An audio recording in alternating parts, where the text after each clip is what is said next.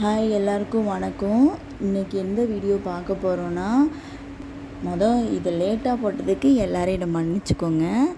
விவேக் சார்னால் எனக்கு ரொம்ப ரொம்ப ரொம்ப ரொம்ப பிடிக்கும். அதுவும் அவரோட காமெடினா சொல்லவே வேணாம், அவ்வளோ பிடிக்கும் அவரோட காமெடி.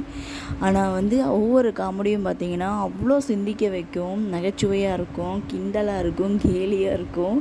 ஆனால் அதில் ஒரு அர்த்தம் இருக்கும். அந்த மாதிரி தான் விவேக் சாரோட காமெடி எல்லாமே இருக்கும்.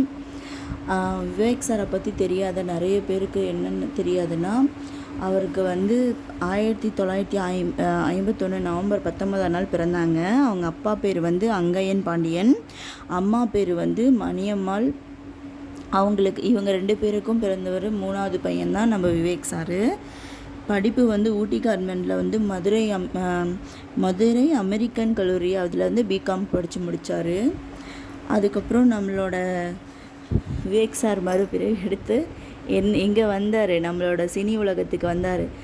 பாலச்சந்திரனோட அறிமுகம் மூலம் 1987 படம் செய்தாங்க. அதுக்கப்புறம் தான் நம்மளோட விவேக் சார் நம்மளுக்கு நிறைய பேருக்கு தெரியும்.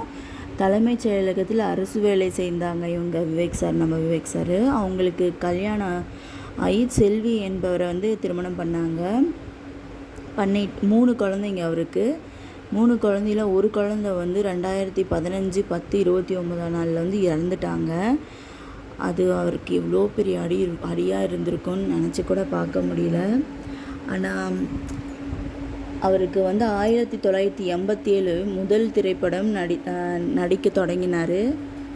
ஆனால் இன்னொரு விருது பெற்றதெல்லாம் அவருக்கு என்னன்னா, இப்போ 2009 பத்மஸ்ரீ விருது பெற்றாரா, அதெல்லாம் அவருக்கு பெருசாக தெரியல. அவருக்கு நம்மளோட ஐயாவோட கையில் நம்ம அப்துல் கலாம் ஐயா இருக்கார்ல, அவரோட கையில் வாங்கின விருது தான் அவரால் மறக்கவே முடியாது. எப்படி அவரோட கையில் வாங்கின அந்த விருதை என்றைக்குமே அவர் மறக்க மாட்டார். ஏன்னா பத்மஸ்ரீ அவார்டோட அது பெருசாக பார்க்குறாரு. அப்புறம் அவரை பற்றி இன்னும் தெரியாதவங்களுக்கு மரம் நட்டு வச்சார். அவர் நட்டு வச்ச மரம் அத்தனை மரம் எப்படி வளர்ந்து வருதோ அது மாதிரி அவரோட நினைவுகளும் நம்மளுக்குள்ளே வளர்ந்து வரும்.